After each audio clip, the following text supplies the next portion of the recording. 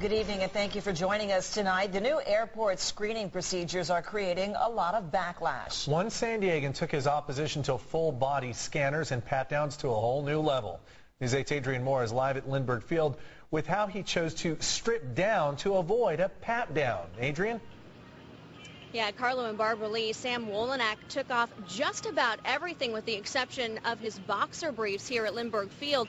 He says TSA cannot regulate just how much clothing someone wears or chooses not to wear through security screenings here at the airport. And tonight, he's now facing 2 misdemeanor charges. The TSA guy chuckled. Because, I mean, that's what you would do. It's an absurd situation. That absurd situation is no longer a laughing matter for Sam Wolenak, who was arrested for stripping down to his Calvin Kleins at Lindbergh Field last week. I had also had to go through the pat-down the week before and was determined, and it was extremely invasive, but I was determined to not do that again. The 40-year-old was heading out for a 4-day trip to Barbados when he declined to go through the full-body scanner. As a TSA agent explained the pat-down procedure, he took off his shirt and jeans and placed them on the table. I said, I'm not refusing the process. I understand that you're supposed to pat down any anomalies that you see in clothing. There are no anomalies here. He says the supervisor then told him to put his clothes back on so the agent could complete a proper pat-down. But Wolenak refused. I said, that's ridiculous. My clothes are right there. You can go through all of them. There's my bag. You can go through that. Whatever you need to do, I'll go through the metal detector. But I'm not going to be felt up by somebody that I don't know just to maintain the procedure. Harbor police took him away in his boxer briefs and have charged him with refusing to complete the security process and attempting to record the events on his iPhone. Officials with TSA say the incident is not under investigation by their agency. And it wasn't a matter of refusing to be screened. It was a refusal to put his clothing back on, and that's when he was taken into custody. So it's more of a law enforcement issue than it is a TSA issue. Regardless of what happens legally, Wolenak says he has no regrets about opting out of the full-body screening or his clothes. If I had to do it all over again, I would do the same thing. Hello everyone, this is Jerry, or Blade Edge 86 as I'm known on YouTube, and that news report you just saw is why, as you can see, I'm not fully dressed in this video. But that is not the main reason why I decided to make this video. It's just an added little touch I did to, I guess, grab some of your attention. Now, one thing I've noticed in conversations I've had with people who support the pat-downs or the scanners, or yes, and there are people that prefer one over the other.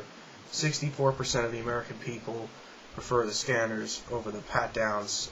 For what reason, I don't know. Apparently, it's, you can irradiate me to death, but don't touch my pee-pee. Yeah, that makes a lot of sense. But anyway, I point out to them that they're a blatant violation of the Fourth Amendment protections against unlawful search and seizure, in other words, searches and seizures without warrant or a probable cause, that you'll likely have a greater chance of drowning in your own bathtub or getting struck by lightning or dying from a bee sting than dying from a terrorist attack.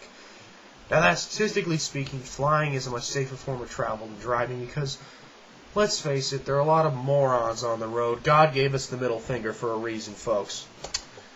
And that they saved the body scanner images, and some of them have even posted them on porn sites. Alright, I Googled airport body scanner images, and well, just take a look at what I've found here. Just look at all these pictures here. I mean, they say that they're not saving the images, but if they're really in fact not, how come I was able to find 63 pages via Google image search of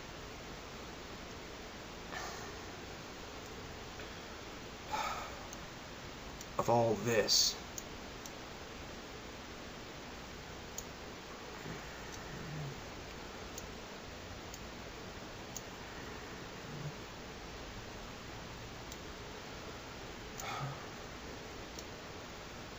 I mean, you can even invert some of the images, like they did with this one. This one right here.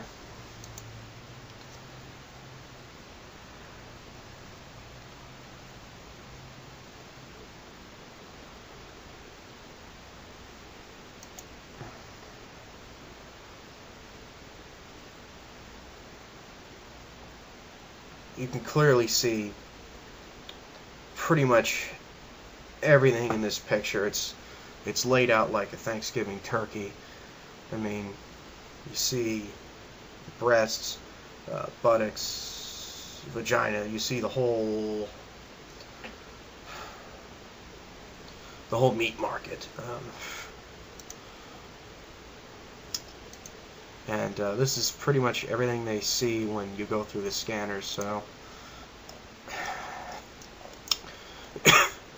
if you like being blasted with dangerous radiation and some drooling perverts looking at your naked body, then if you're truly that cowardly, then, well, go ahead. I mean, even the pat-downs pose a health risk. I mean, as people have caught sexual diseases from these and even flesh-eating bacteria, all because the agents do not replace their gloves. Now you work at Subway or whatever, and you don't replace your gloves, you're going to get into some trouble. I mean, the health inspector will be on your ass like flies on crack.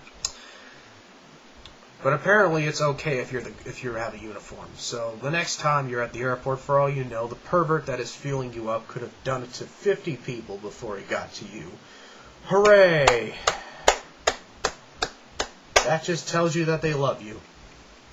Now, there's been a public backlash against this, but once again, it's mostly confined to the people who are directly affected by it. In other words, pilots, flight attendants, frequent flyers. While once again, 64% of Americans approve the body scanners, and well, they're just split on the pat-downs. Gee, do we really want them touching our pee-pee? Oh yes, some do, some don't. And of course, the 64% of the brainwashed sheep that call themselves Americans ask, what should we do instead? Wait for the terrorists to come blow us up? Okay, you want to know what I think we should do? It's very, very, very simple. First, we need to stop being pathetic cowards, get out of our fetal positions, stop sucking our thumbs, and recognize there's no such thing as absolute safety. There's no such thing as absolute safety. Once again, repeat it with me, folks. There's no such thing as absolute safety. And everyone telling you to give up your rights for security is not giving you real security any more than Stalin, Mao, and Hitler did when they told their people that they need to give up their liberties to be safe from whatever threat, real or imagined, they were trying to hype. Open up your history books, people. They're full of tyrants posing as saviors, and now compare the actions of those tyrants to today's politicians, and what is going on today should be as disturbing as it is obvious. Secondly, we need to pass Congressman Ron Paul's bill, the American Traveler Dignity Act, which nullifies any and all laws, past, present, and future, granting legal immunity to TSA agents or anyone else engaging in unconstitutional searches and seizures such as body scanners and pat-downs. Now, due to the massive financial ties the producers of the body scanners have with the politicians, and of course we have an illegitimate criminal government, it's not going to be, of course, easy. But before the bill is able to pass, state and local governments may have to take the slack